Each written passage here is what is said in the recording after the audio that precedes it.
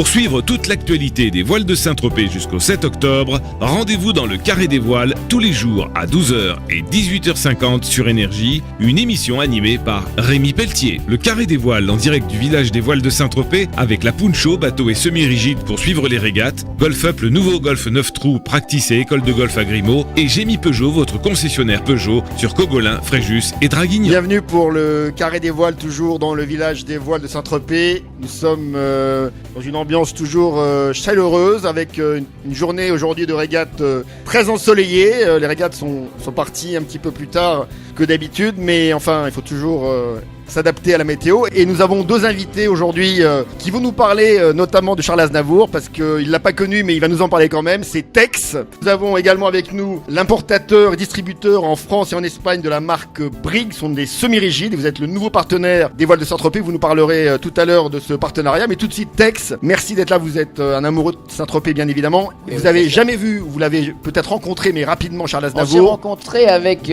Charles Aznavour, il est mort à Mauriès, c'est ça du côté d'Avignon, où moi j'ai une maison, donc on se voyait de temps en temps, on se croisait plus volontiers. Bon, je le connais pas plus que ça. Et il était amoureux aussi de la pétanque, moins que Henri Salvador, parce que moi j'ai rencontré Henri sur la fin aussi dans les tournois de pétanque. Et les dernières fois que j'ai vu Charles Aznavour, c'était au tournoi de pétanque de l'Île-sur-la-Sorgue. Donc voilà, où j'ai vu aussi quelqu'un qui va pas très bien en ce moment et à qui on pense en même temps, c'est Renaud. Voilà, j'étais avec Renaud là en même temps. Et Charles Aznavour, au-delà de ces rencontres que vous avez pu faire dans ce coin autour d'Avignon, il évoque quoi pour vous en quelques mots ? C'est un immense artiste, c'est une image de la France, c'est une vie pleine et remplie. En plus, il y avait son combat pour l'Arménie, il y a tellement de choses, on connaît tous des chansons, on a tous passé des soirées à fredonner, et puis on l'a fait encore hier dans un bar en hommage. Là, on a fini à 3h du matin, on a chanté du Aznavour toute la nuit. C'est les plus beaux hommages qu'on peut lui faire et puis qu'on pourra continuer à lui faire parce qu'il a laissé un trésor en chansons.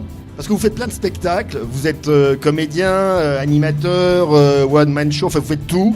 Et donc il avait aussi ce talent-là d'être à la fois écrivain, chanteur, comédien bien sûr. Comédien parce qu'il avait tourné avec Robert Enrico, il a fait plein de films. Avec François Truffaut, tiré sur le pianiste, etc. Ouais, voilà, il a fait quelques films. Et moi j'ai fait Les Amours pendant quelques années, maintenant je suis avec mes amis, mais j'ai aussi mes emmerdes, donc voilà, ça tombe bien. Tex, quelques mots sur les voiles de Saint-Tropez. Vous venez tous les ans quasiment pendant l'événement. Je viens voir ce spectacle magnifique parce qu'il y a une chose très très incroyable ici à cette période de l'année qui est la couleur. Il y a des couleurs extraordinaires au mois d'octobre, fin septembre, début octobre. Ce matin, il y avait un ciel bleu d'un bleu incroyable.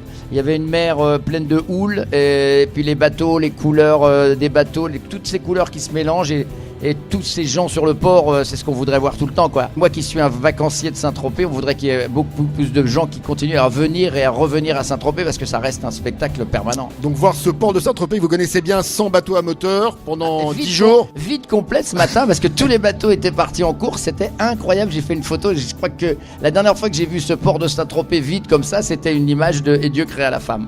Et les voiliers classiques, les voiliers de tradition, ça vous fait rêver, ces voiliers d'une autre époque, du début du XXe siècle?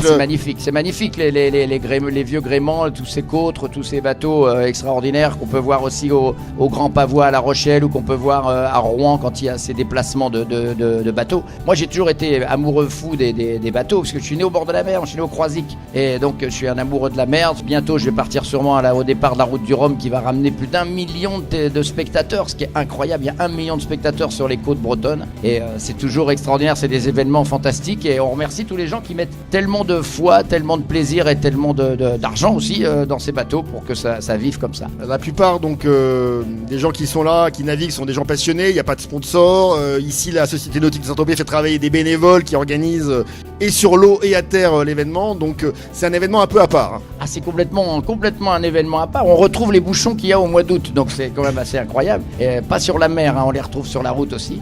Mais oui, bien entendu, c'est un événement, puis c'est les 20 ans cette année, on ne pouvait pas rater ça. Alors on reviendra tout de suite avec vous sur votre actualité, mais d'abord Frank Hillen, qui est néerlandais, donc merci d'être avec nous aujourd'hui. Merci de me recevoir. Donc vous êtes le nouveau partenaire, enfin l'un des nouveaux partenaires des voiles de Saint-Tropez avec la marque Brigg. Brigg, ce sont des semi-rigides pour le grand public, ce sont des bateaux pneumatiques. Tout à fait, le fond est dur, reste gonflable. Et donc ce sont des bateaux qui sont ukrainiens, alors racontez-nous un peu l'histoire de Brigg. L'histoire de Brigg, oui, ça c'est assez compliqué, mais c'est un chantier qui a 25 ans, qui aujourd'hui est peut-être le plus grand chantier au monde en construction de bateaux semi-rigides. Je crois que c'est 2500...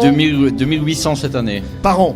Oui. C'est énorme. Ouais, c'est énorme. Et bon, c'est un chantier donc depuis 25 ans en forte croissance. Et cette année, on a sorti un 10 mètres, donc dont on est très fiers. Donc il y en a un ici. Et il y a 15 bateaux qui accompagnent la course. Il faut se rendre compte quand même du travail qui est fait par les volontaires qui accompagnent cette course. C'est énorme hein, parce qu'on voit, tout le monde regarde les voiliers, mais tout ce qu'il y a autour pour que tout se fasse bien, pour qu'il n'y ait pas d'accident, pour qu'il y ait des jurys partout, la presse puisse prendre des photos. C'est un très très gros travail et tout ça c'est fait avec notre bateau cette année et on en est fiers. Donc on explique pour nos auditeurs, les bateaux assurent à la fois la sécurité sur le plan d'eau, pour le comité de course, pour tous ceux qui participent à l'organisation de l'événement sur l'eau. Tout à fait, ça c'est notre partie. Et alors c'est quoi en gros la particularité de ces bateaux ukrainiens par rapport à d'autres bateaux? Ils sont plus solides, ils sont plus rapides?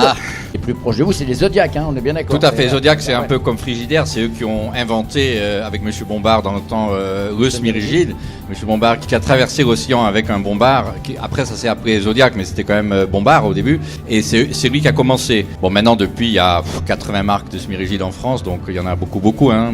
Moi tout ce que je sais qu'il y en a maintenant à peu près 500 qui naviguent en France, on est là depuis 2 ans et demi, 3 ans, et que les clients sont ravis. Ils reviennent nous voir sur les salons, ils emmènent leurs copains, ils sont contents des bateaux, on n'a pas de problème technique, les bateaux naviguent bien, donc c'est des magnifiques bateaux. Ce sont des bateaux uniquement pour le moment pour la plaisance ou aussi pour les professionnels, les militaires Non, nous c'est plutôt plaisance, mais les vrais bateaux professionnels, nous on fait pas. Nous c'est vraiment des bateaux de plaisance. D'accord. Et alors donc, là sur les voiles de Saint-Tropez, il y a 300 bateaux engagés, donc voiliers sur l'eau pendant les régates.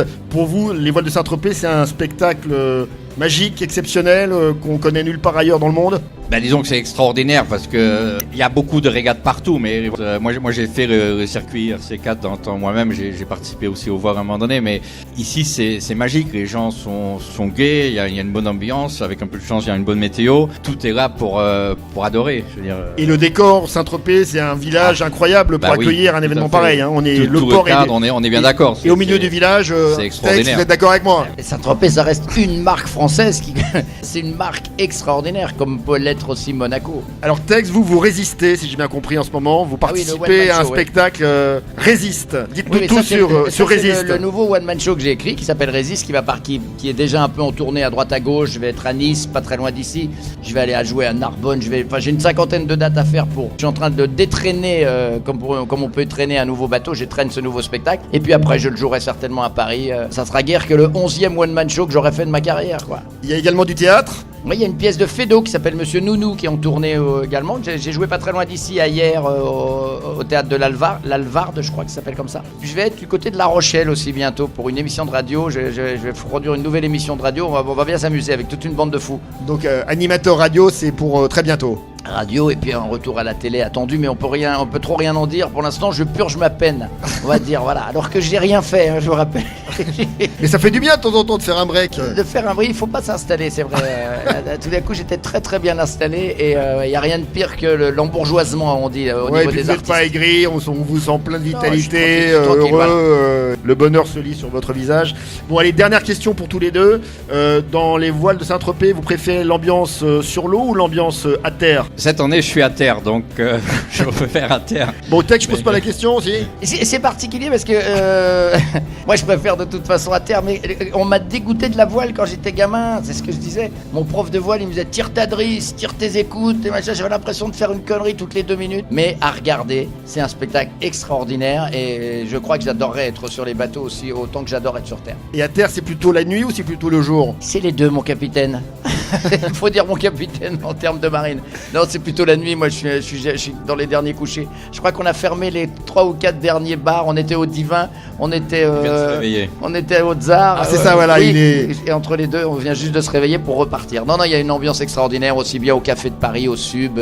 Saint-Tropez, c'est un endroit de fête. Et puis les plages sont festives également. C'est incomparable, voilà. Et puis les marins sont des bons vivants. Je crois que c'est le moins qu'on puisse dire. Exactement. Et avec le rhum d'Amoido. Allez, un grand merci à tous les deux. Merci à vous. Franck Hylène. Merci Tex d'être venu sur Énergie Saint-Tropez. On se retrouve très vite pour la suite du Carré des Voiles dans le village des Voiles de Saint-Tropez. C'était le Carré des Voiles en direct des voiles de Saint-Tropez animé par Rémi Pelletier sur Énergie à 12h et 18h50 avec la Puncho bateau et semi-rigide pour suivre les régates, Golf Up le nouveau Golf 9 trous Practice et école de golf à Grimaud et Gémy Peugeot votre concessionnaire Peugeot sur Cogolin, Fréjus et Draguignan. Pour suivre toute l'actualité des voiles de Saint-Tropez jusqu'au 7 octobre, rendez-vous dans le Carré des Voiles tous les jours à 12h et 18h50 sur Énergie, une émission animée par Rémi Pelletier. Le Carré des Voiles en direct du village des voiles de Saint-Tropez avec la Puncho, bateau et semi-rigide pour suivre les régates, Golf Up le nouveau Golf 9 trous Practice et école de golf à Grimaud et Gémy Peugeot votre concessionnaire Peugeot sur Cogolin, Fréjus et Draguignan. Voilà, on se retrouve pour la suite du Carré des Voiles, toujours au cœur du village des voiles de Saint-Tropez. Et on reçoit deux navigateurs confirmés, on va le dire. Philippe Monet qui navigue à bord de son propre bateau qui s'appelle Lys pendant les voiles de Saint-Tropez. Il était d'ailleurs au Régate Royal à Cannes il y a quelques jours. Et puis Yves Pajot qui navigue sur le bateau Folie, un 8 mètres J de 1900.